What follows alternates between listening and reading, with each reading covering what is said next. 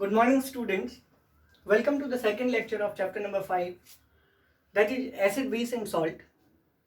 In the last class, we have discussed about that what are acids, what are its properties, and what are different types of acids. On the basis of their strength, how can we say that something is acid or not? After that, I have also told you about some of the different types of acids that are organic in nature and that are present in our food items. Unknowingly, we eat or we consume daily some of the acids, but we don't know. As I have told you that in case of milk, lactic acid is present, whereas in case of apple, malic acid is present. In case of lemon, citric acid, and in case of I mean to say कि in case of tartaric acid, I have already told you that tamarind is present, whereas on the other hand, I have told you that the acids that are injected by the ant is methanoic acid, and I have also told you कि ant sting or methanoic acid is ant sting injects methanoic acid, that is somehow important thing. You should know this. Now, today we will study about inorganic acids. What are inorganic acids?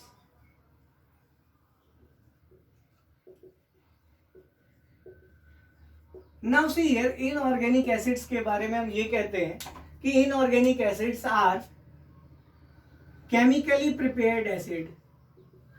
Chemically prepared acid. तो chemically prepared acids are those acids that are called inorganic acid, or we can say strong acids. Strong acids वो acids हैं जो chemically prepared होते हैं या जिनको हम inorganic कहते हैं या फिर स्ट्रॉन्ग एसिड्स कहते हैं. इनके लिए मैंने आपको एग्जांपल बताया था कि इनके एग्जांपल्स की अगर हम बात करें तो H2SO4 जिसको हम सल्फ्यूरिक एसिड कहते हैं, सल्फ्यूरिक एसिड, या फिर हाइड्रोक्लोरिक एसिड, ये इनका जो फार्मूला है ये है H2SO4 और ये है HCl, हाइड्रोक्लोरिक एसिड. ये कुछ स्ट्रॉन्ग एसिड्स हैं, उनके बारे में हम ये कहते हैं कि ये केमिकल से प्रिपेयर होते हैं. और सबसे अहम बात ये है कि केमिकली प्रिपेयर्ड एसिड या इनऑर्गेनिक एसिड्स की अगर हम बात करें तो ये दो तरह के होते हैं. अगर हम इनऑर्गेनिक एसिड की बात करें, इनऑर्गेनिक एसिड दो तरह के होते हैं. इनमें एक होता है कंसंट्रेटेड और दूसरा होता है डाइल्यूट. तो दो तरह के जो एसिड हो गए उनमें एक हो गया कंसंट्रेटेड और दूसरा क्या हो गया, डाइल्यूट हो गया. कंसंट्रेटेड क्या होता है? कंसंट्रेटेड का दूसरा मतलब है प्योर, जिसमें नो इम्प्यूरिटी इज एडेड कहते हैं. मीन्स व्हाट कि ये पूरी तरह से प्योर होता है. मीन्स व्हाट कि इसमें किसी भी तरह की अशुद्धि मिली हुई नहीं है. प्योर मीन्स व्हाट कि जो भी प्योर है, या फिर हम ये कह सकते हैं no impurity is added. No impurity is added means what कि जिसमें भी इम्प्यूरिटी एडेड नहीं है उनको हम क्या कहते हैं, कंसंट्रेटेड कहते हैं, क्योंकि वो पूरी तरह से क्या होते हैं, प्योर. जैसे अगर हम बात करें कि इस प्योर को हम समझेंगे कैसे कि ये प्योर क्या कहता है, तो जैसे हम मिल्क खरीदते हैं, दूध खरीदते हैं, तो दूध में क्या होता है कि जब हम दूध को खरीदने जाते हैं तो हमें दो तरह के दूध मिलते हैं. या हम कहते हैं क्या कि हमें एक तो हम मांगते हैं कि फुल क्रीम दूध हमें चाहिए, और दूसरा जो हम कहते हैं जिसको हाफ क्रीम हम आप कहते हैं नॉर्मली, या फिर इसको कई लोग टोन्ड मिल्क भी कहते हैं. Toned milk. अब देखिए बेटा, फुल क्रीम क्या है, इसमें किसी भी तरह की अशुद्धि को मिलाया नहीं गया होता है। जो फर्स्ट ओरिजिनल मिल्क है उसी को हम डायरेक्ट पैक करके अगर हम सेल करते हैं तो वो फुल क्रीम होता है। लेकिन टोन्ड मिल्क क्या है, टोन्ड मिल्क में जैसे टोन्ड मिल्क 2-3 तरह के होते हैं, एक फर्स्ट टोन्ड होता है, एक सेकंड टोन्ड होता है, एक थर्ड टोन्ड होता है। तो जितना ये जो ये डिग्री लिखी है, जैसे 1 टोन्ड की हम बात करेंगे तो 1 टाइम इसमें से क्रीम को हम क्या करते हैं, निकाल लेते हैं। तो 1 टाइम अगर हमने क्रीम को निकाल दिया तो कहीं ना कहीं ये इम्प्योर हो गया ना, उस क्रीम की जगह हमें कुछ ना कुछ ऐड करना पड़ेगा इसमें, तब जाकर ये मिल्क उस तरह का बनेगा। नहीं, तो बेसिकली जब हम कंसंट्रेटेड की बात कर रहे थे तो कंसंट्रेटेड का मतलब है पूरी तरह से जो प्योर है वही कंसंट्रेटेड। और यहां पर ये डाइल्यूट, डाइल्यूट के केस में क्या आ गया, ये टोन्ड मिल्क वाला concept. Dilute means what, not pure, not pure, या फिर हम इसको इम्प्योर कहते हैं, इम्प्योर। अब जब हम इसको इम्प्योर कह रहे हैं तो इम्प्योर का मतलब क्या है कि जो पूरी तरह से प्योर नहीं। या तो इसके 2 कारण हो सकते हैं, नॉट प्योर के 2 कारण क्या है, या तो something is taken out, something कुछ इसमें से निकाल लिया गया है, या फिर something is added, something is added. या तो कुछ निकाल लिया जाए या तो कुछ ऐड कर दिया जाए, दोनों ही केसेस में वो क्या हो जाएगा, डाइल्यूट हो जाएगा, प्योर नहीं बचेगा। अगर हम कहें कि डाइल्यूट में समथिंग इज टेकन आउट, कैसे कुछ निकाल लिया जाए, तो यहां वाला ये टोन्ड मिल्क वाला कॉन्सेप्ट आपको समझ आ गया, क्योंकि अगर हमने इसमें से एक बार क्रीम निकाल लिया तो ये फर्स्ट टोन्ड हो गया, तो something is taken out clear हो गया। अब समथिंग इज एडेड की अगर मैं बात करूं, कुछ मिला देने के बाद भी ये क्या हो जाएगा, डाइल्यूट हो जाएगा। डाइल्यूट मतलब इम्प्योर हो जाएगा। क्यों हो जाएगा, तो हम एक एग्जांपल लेते हैं कि अगर दूध है, ये फुल क्रीम ही दूध है, इसमें अगर हम पानी मिला देंगे तो क्या ये टोन्ड नहीं हो जाएगा, बिल्कुल हो जाएगा। क्यों, क्योंकि हमने कुछ ऐड किया है और कुछ में वो दूध नहीं है, वो क्या है, पानी। तो कहीं ना कहीं वो दूध क्या हो जाएगा, इम्प्योर हो जाएगा पहले से। तो बेसिकली कंसंट्रेटेड और डाइल्यूट दोनों में डिफरेंस होता है। डिफरेंस ये होता है कि कंसंट्रेटेड पूरी तरह से प्योर होता है, जबकि डाइल्यूट क्या होता है, व्हेन समथिंग इज एडेड और टेकन आउट। जनरली डाइल्यूट में क्या ऐड होता है, generally water is added. Generally क्या ऐड होता है, generally water is added to acid, to acid. अब इस बात को लेकर कंफ्यूजन भी रहती है, इससे बहुत सारे क्वेश्चन भी आते हैं कि वाटर ऐड होता है एसिड में कि एसिड ऐड होता है वाटर में। तो हम कहेंगे क्या कि एसिड को डालते हैं वाटर में, क्योंकि अगर हम वाटर को एसिड में डालेंगे ये 2 अलग अलग बातें हैं। वाटर, एसिड अगर हम इसमें डालते हैं तो वाटर की मात्रा ज्यादा रहेगी, जिसकी वजह से वो एसिड जो है वो ऊपर की ओर नहीं उछलेगा, तो हमें कोई नुकसान नहीं होगा। लेकिन अगर हमने एसिड में वाटर डालने की कोशिश की तो वो बाहर की ओर आ सकता है, जो सीवियर बर्न भी कॉज कर सकता है, हमें नुकसान भी पहुंचा सकता है हमारे चेहरे को। इसीलिए जनरली हम क्या करते हैं, जनरली वी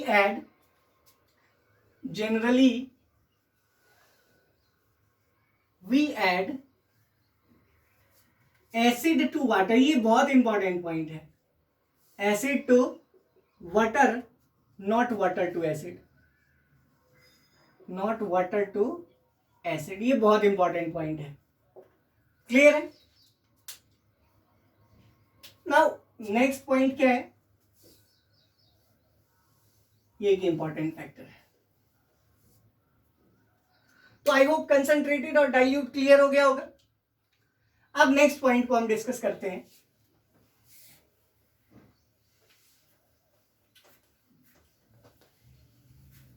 कि हमने स्ट्रॉन्ग एसिड देख लिया, डाइल्यूट और कंसंट्रेटेड भी देख लिया। अब हम नेक्स्ट पॉइंट में क्या देखेंगे,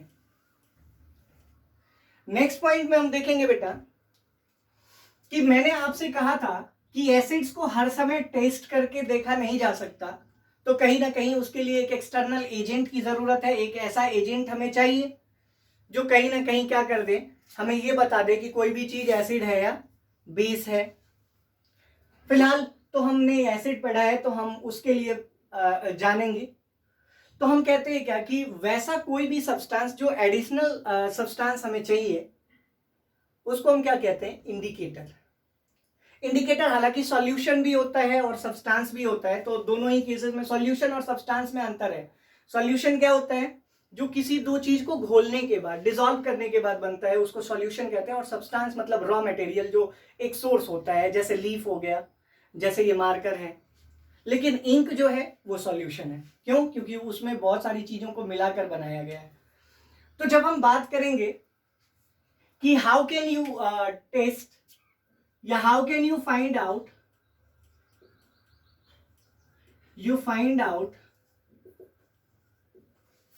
an acid in case of strong acid। तो स्ट्रॉन्ग एसिड में टेस्ट करना तो है ही नहीं, टेस्ट तो हम कर ही नहीं सकते। तो हम कैसे फाइंड आउट करेंगे कि ये एसिड है या नहीं है? तो इसके लिए जो नई चीज जिसकी जरूरत होती है वो है indicator.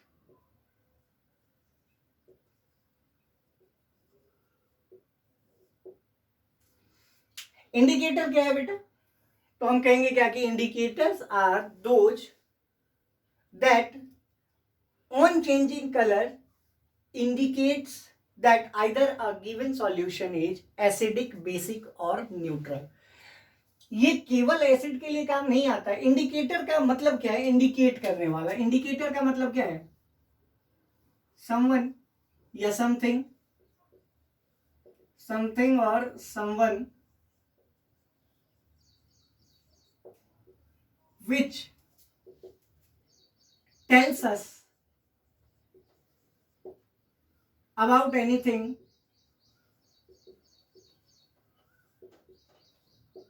by means of signal, by means of signal। means what? कि इंडिकेटर का मतलब क्या होता है? इंडिकेट करने वाला, बताने वाला। जैसे हम बाइक ही चलाते हैं और हमें कहीं टर्न लेना होता है तो हम उस तरफ की एक छोटे से बल्ब को जलाते हैं, जनरली हम उसको इंडिकेटर कहते हैं। क्यों कहते हैं इंडिकेटर? क्योंकि उसके जलने से हमारे आगे और हमारे पीछे वाले लोगों को ये पता लगता है कि हम किधर की ओर मुड़ने वाले हैं, हम टर्न किधर की ओर होने वाले हैं, वो पता लग जाता है। और इसीलिए चूंकि वो लोगों को बता रहा है, लोगों को इंडिकेट कर रहा है, इसीलिए वो इंडिकेटर होता है। इसी तरह जब हम एसिड और बेस के केस में आते हैं तो यहां पर भी इंडिकेटर का मतलब तो वही रहता है, लेकिन चीजें बदल जाती हैं। यहां बल्ब काम नहीं करता, लेकिन इंडिकेटर का काम हमेशा एक ही रहता है। Indicator always tells us about something और someone that is going to happen, और समथिंग और someone what it is and what about it is. तो इन चीजों को बताता है इंडिकेटर। इसीलिए इंडिकेटर के बारे में हम क्या कहते हैं? Indicators are those that on changing color generally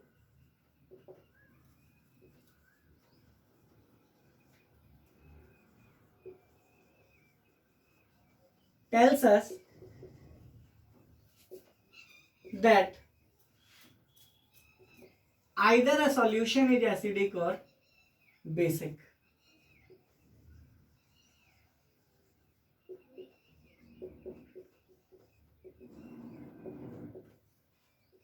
basic और इट इज न्यूट्रल।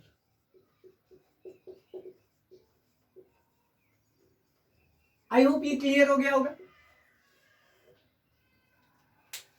इंडिकेटर वो है जो अपना कलर चेंज करके हमें ये बता देते हैं कि सॉल्यूशन एसिडिक है, बेसिक है या न्यूट्रल है।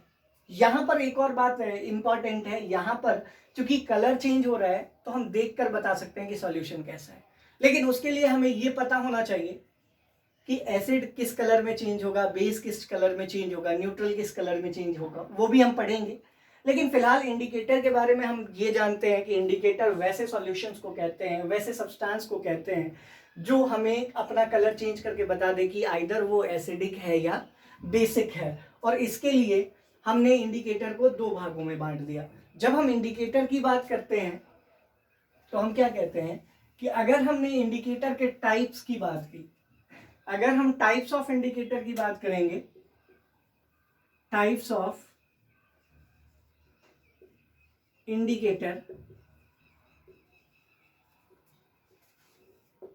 तो दो तरह के हैं।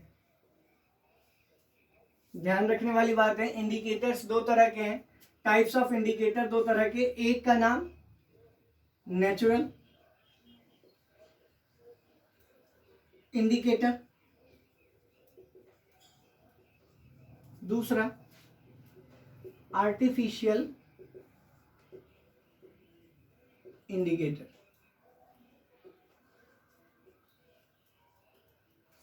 नेचुरल इंडिकेटर और आर्टिफिशियल इंडिकेटर। अब यहां पर जो इंपॉर्टेंट बात है वो ये कि नेचुरल इंडिकेटर क्या होता है। तो इससे पहले कि हम नेचुरल इंडिकेटर को समझे, यहां एक वर्ड लगा है नेचुरल, इसका मतलब समझ लेते हैं। Something that is obtained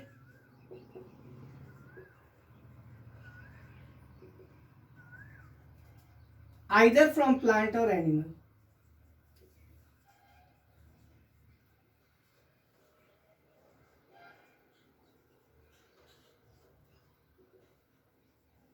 means what, कि कोई भी ऐसी चीज जो ऑब्टेन होती है किससे, या तो प्लांट या तो एनिमल, इनके अलावा अगर कहीं से भी ऑब्टेन होगा तो वो किस में चला आएगा, आर्टिफिशियल में।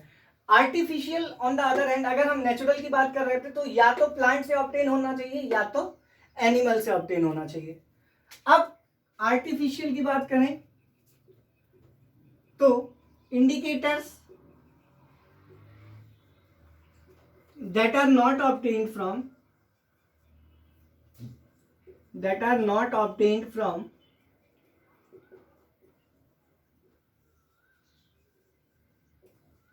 either plant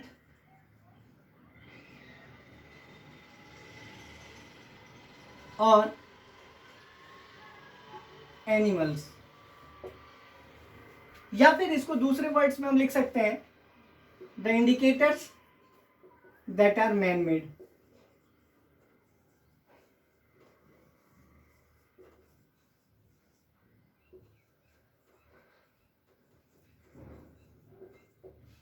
अब आर्टिफिशियल इंडिकेटर को समझने के लिए हम क्या कहते हैं कि ये एक ऐसे इंडिकेटर है जो प्लांट और एनिमल से ऑब्टेन नहीं होता। इसको लिख दिया हमने कि प्लांट और एनिमल से ऑब्टेन नहीं होता। क्यों? क्योंकि प्लांट और एनिमल से जो ऑब्टेन होगा वो नेचुरल इंडिकेटर है। तो दूसरे वर्ड्स में हम क्या लिख सकते हैं इसको, ये तो एक निगेटिव स्टेटमेंट है कि नहीं ऑब्टेन होता है। निगेटिव स्टेटमेंट्स को लिखने से हमें अवॉइड करना चाहिए उसको लिखना, क्योंकि निगेटिव जो है हमेशा हम एफर्मेटिव सेंटेंस की बात करते हैं, पॉजिटिव सेंटेंस की बात करते हैं। इसीलिए मैंने इसके सेकेंड डेफिनेशन में पॉजिटिव स्टेटमेंट को लिखा है, that indicators that are made by man या that are man made are called artificial indicator. कभी भी हम निगेटिव स्टेटमेंट को प्राथमिकता या इंपॉर्टेंस नहीं देते हैं, हमेशा एफर्मेटिव या पॉजिटिव स्टेटमेंट्स की बात करते हैं। तो यहां पर पॉजिटिव स्टेटमेंट क्या है, the indicators that are man made. अब एग्जाम्पल की बात आती है, एग्जाम्पल तो मैंने जब आपको पिछली क्लास में जब एसिड को पढ़ाया था तो मैंने लिटमस की बात की थी। तो लिटमस की अगर मैं बात करूं तो लिटमस पेपर एक इंडिकेटर है जो क्या है, नेचुरल इंडिकेटर है। दूसरा, इससे आसान मैं आपको बताऊं, टर्मरिक, हल्दी जिसको हम कहते हैं, ये भी नेचुरल इंडिकेटर है नहीं? तो लिटमस पेपर, टर्मरिक, दोनों की अगर हम बात कर लें तो ये किसके एग्जाम्पल हैं, नेचुरल इंडिकेटर के एग्जाम्पल हैं। उसके बाद तीसरा, चाइना रोज, ये भी नेचुरल इंडिकेटर है, क्योंकि रोज हमें पता है नेचुरल है, कहीं ना कहीं प्लांट है, रोज का प्लांट होता है। तो चाइना रोज की अगर हम बात करेंगे तो ये भी क्या है, नेचुरल इंडिकेटर की कैटेगरी में आता है। और ये तीनों, इनकी अगर हम बात करें तो ये कहीं ना कहीं प्लांट से, टर्मरिक, हल्दी आपको पता ही है प्लांट से होता है, चाइना रोज, रोज प्लांट से होगा, और लिटमस पेपर जो है बेटा वो किससे ऑब्टेन होता है, तो हमारा आंसर होगा कि लिटमस पेपर जो है वो होता है लीचेन प्लांट से। किससे होता है, लीचेन प्लांट। आई होप ये क्लियर हो गया होगा, नो प्रॉब्लम। अब नेक्स्ट आता है आर्टिफिशियल इंडिकेटर। आर्टिफिशियल मैंने आपको जैसे बताया था कि ये मैन मेड होता है या आर्टिफिशियल की अगर हम बात करें तो इंसानों के द्वारा बनाया जाता है, इसीलिए इसका अगर हम एग्जाम्पल देखें तो इसके एग्जाम्पल में क्या आ जाएगा बेटा, तो हम कहेंगे क्या कि इसके एग्जाम्पल में हम किसकी बात करेंगे, तो हम कहेंगे क्या, मिथाइल ऑरेंज की बात करेंगे, क्योंकि मिथाइल ऑरेंज जो है कैसा, किसका एग्जाम्पल है, तो हमारा आंसर हो जाएगा आर्टिफिशियल इंडिकेटर का। उसके बाद फेनेफ्थलीन, ये भी क्या है, आर्टिफिशियल इंडिकेटर है। तो ये कुछ ऐसे इंडिकेटर्स हैं जो आर्टिफिशियल हैं। अब ध्यान रखने वाली बात यह है कि इंडिकेटर्स का यूज ये पहचान करने में होता है बिना टेस्ट किए हुए कि कोई भी एसिडिक सॉल्यूशन है या बेसिक सॉल्यूशन है, और इनको ध्यान रखने के लिए, इनका ध्यान रखने के लिए हमने इंडिकेटर को दो भागों में बांटा है। कुछ तो नेचुरल इंडिकेटर होते हैं, कुछ आर्टिफिशियल इंडिकेटर होते हैं। नेचुरल इंडिकेटर के बारे में हम ये कहते हैं कि नेचुरल इंडिकेटर प्लांट और एनिमल, इनमें से अगर किसी से ऑब्टेन होता है तो वो नेचुरल है। मैंने आपको सोर्स भी बताया कि लिटमस पेपर जो है वो लिचेन प्लांट से होता है, चाइना रोज से होता है, और टर्मरिक का आपको पता ही है पौधा होता है हल्दी का। उसके बाद आर्टिफिशियल इंडिकेटर की बात मैंने की, तो इंडिकेटर्स हमें ये बताते हैं कि वो जो है नाइदर प्लांट नॉर एनिमल से ऑब्टेन होते हैं, मीन्स व्हाट कि ना ही प्लांट ना ही एनिमल से ऑब्टेन होते हैं, और इसीलिए इनको मैनमेड इंडिकेटर कहते हैं। और इनका जो एग्जांपल है वो मिथाइल ऑरेंज जो कि केमिकल से बनता है, और फेनेफ्थलीन जो किससे बनता है, तो हम कहेंगे केमिकल से। तो बेसिकली आज का जो हमारा टॉपिक था वो था एसिड्स के बचे हुए पार्ट्स, जिनमें हमने ये पढ़ा कि जो कंसंट्रेटेड एसिड होता है वो क्या होता है, डाइल्यूट एसिड होता है वो क्या होता है, उसके बाद इंडिकेटर्स क्या होता है। नेक्स्ट क्लास में जब हम मिलेंगे तो हम ये पढ़ेंगे कि इंडिकेटर से आगे जब हम बेस की ओर चलेंगे तो बेस और उसकी प्रॉपर्टीज को पढ़ेंगे, और साथ में top 20 elements of the periodic table के बारे में जानेंगे। Till then stay home, stay safe, God bless you.